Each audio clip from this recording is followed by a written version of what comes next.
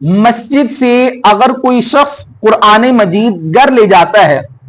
पढ़ने के लिए, तो क्या मस्जिद का कुरान मजीद घर में ले जाना पढ़ने के लिए इसकी शरई तौर पर इजाजत है या नहीं? तवज्जो के साथ समझ लीजिए, हर वो चीज जो मस्जिद के लिए वक्फ कर दी गई है,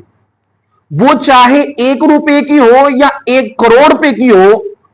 उसको घर ले जाकर इस्तेमाल करने की इजाजत नहीं है। चाहे वो आदमी ही ले जाए जिसने वो चीज वक्फ की है, उसके लिए भी उस चीज को घर ले जाकर इस्तेमाल करने की इजाजत नहीं है। रही बात कुरान मजीद की, तो कुरान मजीद भी चूंकि मस्जिद के लिए वक्फ किया जाता है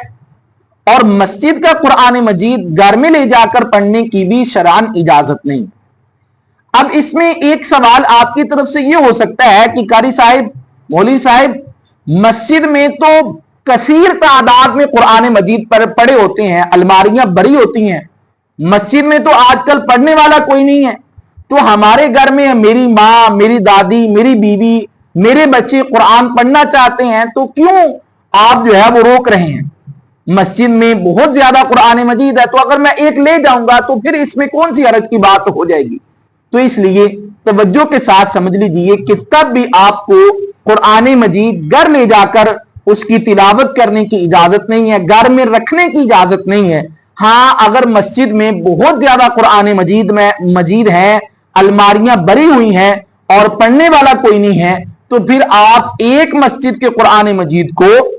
दूसरी किसी ऐसी मस्जिद में रख सकते हैं जहां पर लोग कुरान मजीद पढ़ते हैं और उनके पढ़ने के लिए कुरान मजीद वहां पर मौजूद नहीं है। तो जिस मस्जिद में ज्यादा कुरान मजीद पढ़े हुए हैं, पढ़ने वाला कोई नहीं है, तो इस मस्जिद के कुरान मजीद दूसरी मस्जिद के अंदर जो है वो रखे जा सकते हैं, लेकिन घर में ले जाकर घर में रखने की उसको इजाजत नहीं है। तो खुदारा जिन हजरात ने ऐसा अमल किया है उनको चाहिए कि वो उन कुरान मजीद को